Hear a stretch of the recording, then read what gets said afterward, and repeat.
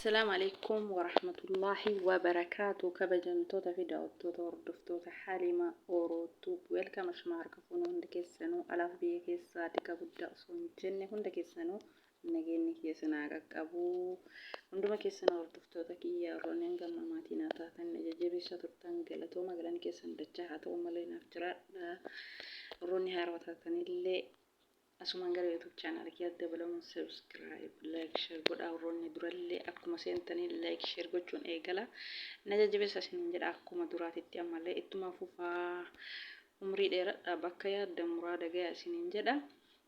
Egaa viidiyoon kiyya kanarra qabadhee dhufe waa'ee raachoof obboleetti raachooti.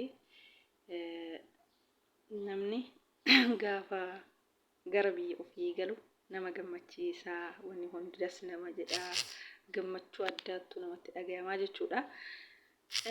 Gaafa biyya namaatitti deebi'an immoo imimmaanii wal geggeessanii gaddaan wal geggeessanii jechuudha. Rabbiin bakka isaan jiratti hundumaayyuu nagaa haa taasisuu fi Rabbiin nama biyya garaagaraa faca'ee jiraatu miti nama bakka takkatti gammachuu wal bira jiraatu Rabbi haa taasisu. Haala mijeessee fi biyya namaati bakka nageenyi jirutti bakka dalagaan jirutti yoo haali nama mijaalle nama bakka takka jiraatan Rabbi haa taasisu. Muraadni guutamee fi yoo biyya ofillee jiraatan Rabbiin bakka tokkotti haa deebisu. Maal godharree garagara deemuun dirqama ta'ee jennaan namni tokko wal biraa gargara deema malee osoo akka jaalalaati namni wal biraan deemu jechuudha.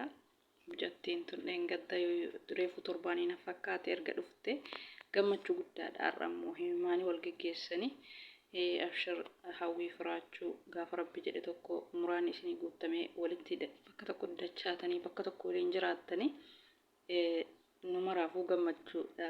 Yoo ta'e isin gaafa isin gara biyyaa dhuftu gammachuudha. Ammoo yoo nama biraa deemtu nama kamiyyuu miira keessa galee gaddi akka itti dhagahu numarattuu dhaga'ama.